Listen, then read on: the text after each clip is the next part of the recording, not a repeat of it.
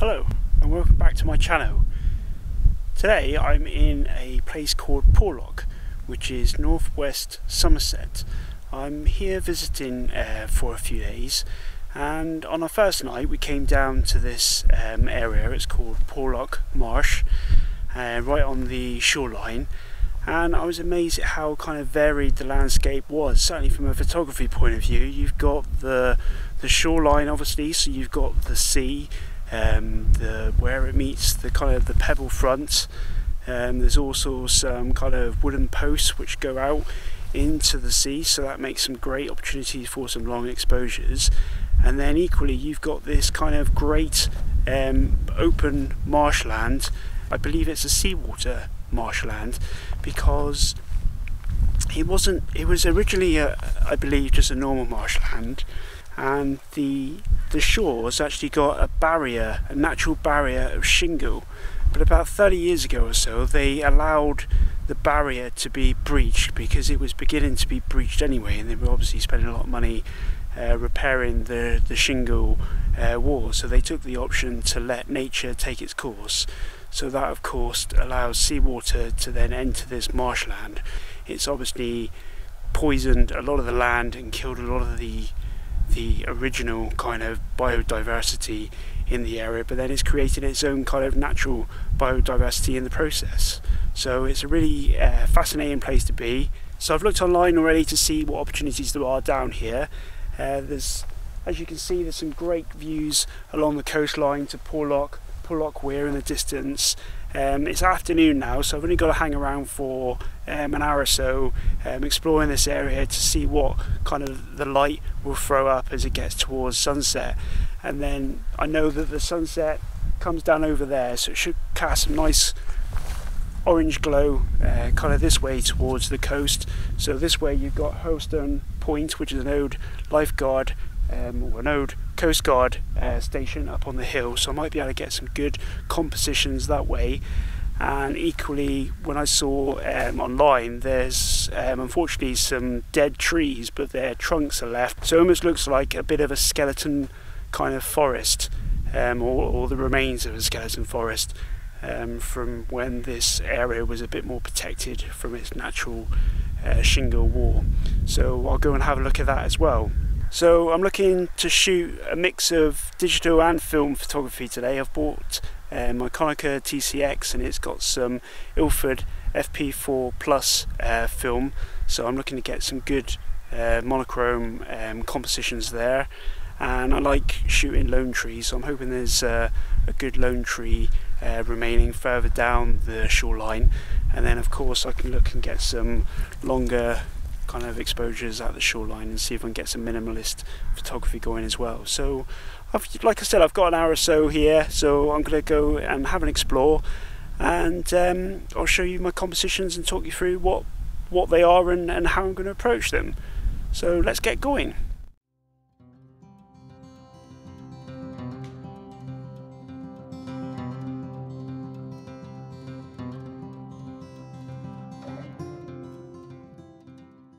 You can probably see it better in the B-roll, but I was trying to find a composition which takes in the old watchtower up there on Hurlstone Point. I don't know if I'm pronouncing it right, but that's as close as I can get. But I've got a shot in mind with this tower, basically a monochrome with it silhouetted against the sky.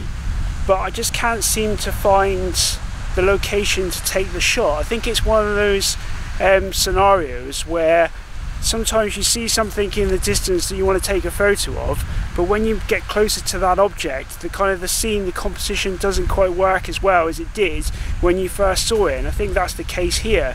It looks great over there, but it's probably a bit too far away to get a reasonable composition. So I'm not going to waste any more time on this composition. I'm going to head back towards Porlock, so see you in a bit.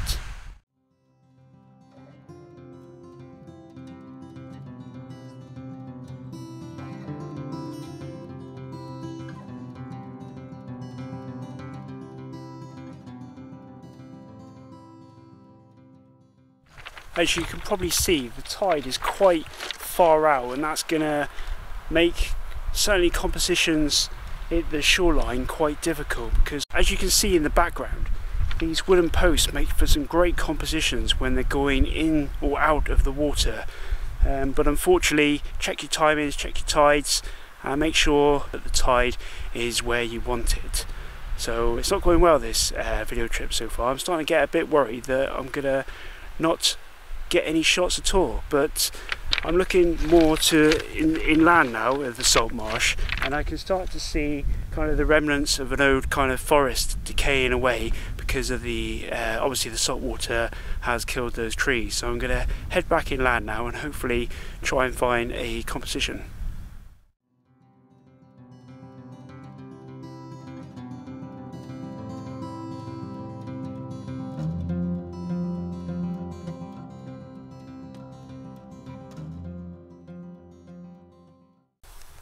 So I've got my first composition here. There's a great kind of lone kind of dead tree stump just out there on the distance, and it looks quite dramatic against the kind of the falling away of the hills in the distance, and then of course this great kind of marshland in the foreground to give it some foreground interest. So I'll get set up and I'll put the picture up now and see what you think.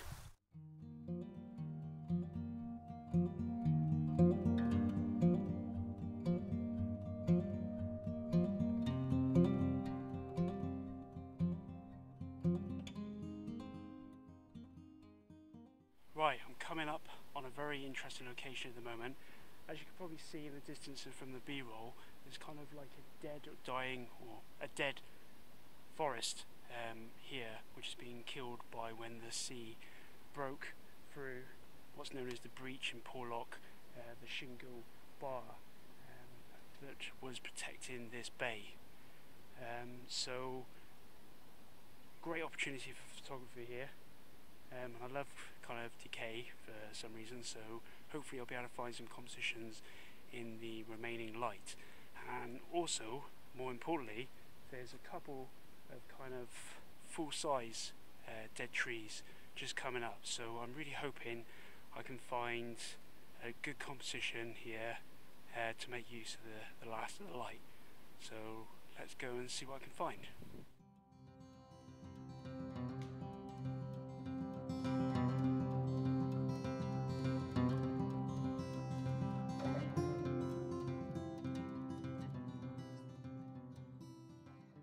So yeah, we're coming up on these two trees now. Let's, oh yeah, I can just see a really good composition here.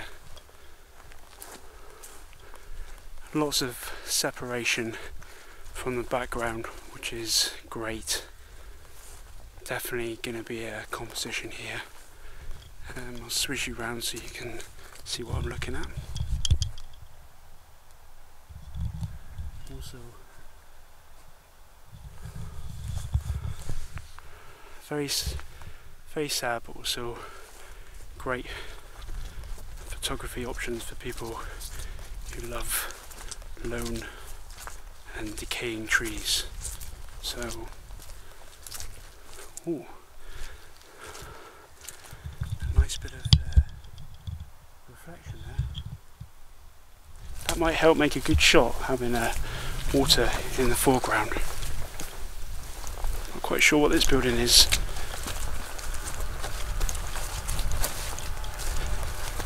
But this tree here is great as well.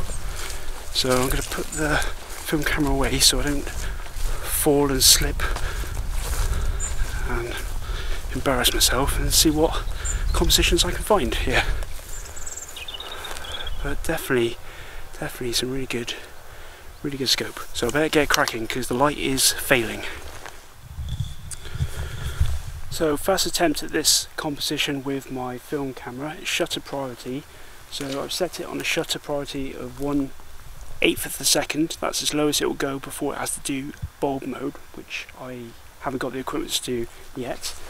So that's showing me an aperture of about f8. So hopefully, fingers crossed, I should have some of the tree in the water as a reflection, and then a nice clear separation with that tree from the background. So let's do self timer and see how this goes. First time using self-timer as well. So let's press the shutter and go.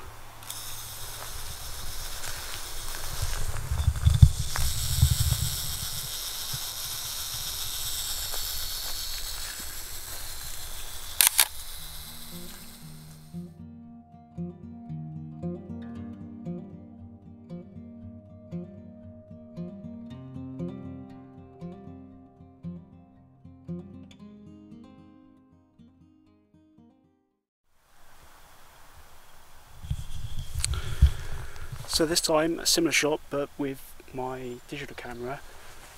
In this one I'm not worried about the reflection that much. I just want the full tree straight in the image, and it's quite symbolic that one of the lower branches is almost pointing to the breach, which is what caused the tree to die in the first place. So I think that's great kind of power, and will hopefully tell the story of this shot a lot better. It's definitely looking like it's going to be a monochrome composition. So as you can see, I've already set the monochrome mode on my Pen F digital camera to monochrome, so that already gives me an indication of what it's going to look like when I take the image to post-processing. So let's fire off a shot here first anyway, because I don't think the light's going to get any better.